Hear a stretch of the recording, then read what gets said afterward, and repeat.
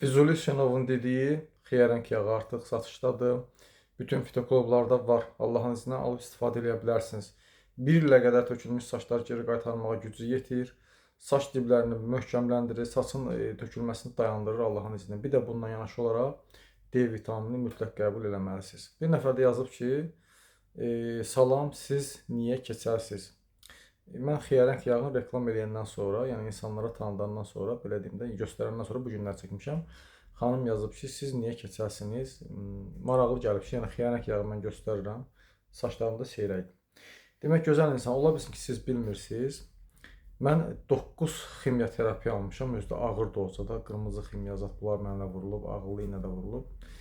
Bilirsiniz, mən xəstəliyim çox kəskin idi ağciyərdə. Vaxt-vaxtla qan qusurdum, ona görə ağır dozada ximioterapiya almışam. Ximioterapiya alanlar bilir, çox çətin prosesdir. İnsanın saçı, kipriyi, hamısı tökülür. Bütün bədənində siz demə bağışlayın, bir zərrə qədər tük qalmır. Hamısı tökülür. Saç diblərində sağanaqların məhv eləyir ximioterapiya. Mən də inşallah indi yavaş-yavaş başlayıram xiyarənk yağından vurmağa. İndi əmələ gətirmişəm də, yəni xeyli əmələ gətirmişəm. Allah heç kəsə ağır xəstəlik nəsib eləməsin. Allah bütün xəstələrə şəfa versin. Ola bilsin ki, bilmirsiniz, indi bilmirəm, siz elə yazmısınız. Mən əsəbləşmirəm, eləmirəm, problem yoxdur.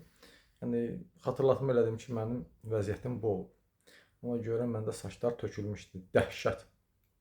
Təsəvvür edin ki, bir dəfə mən məclisə getmişdim, orada şəkil çəkdirdik. Sonra mən öz şəkilimə baxanda o insanların içində mən elə bildim ki, yad planetdən gəlmişəm. Sapsarı olmuşam. Bir dənə tük yox, belə qəribə bir şey.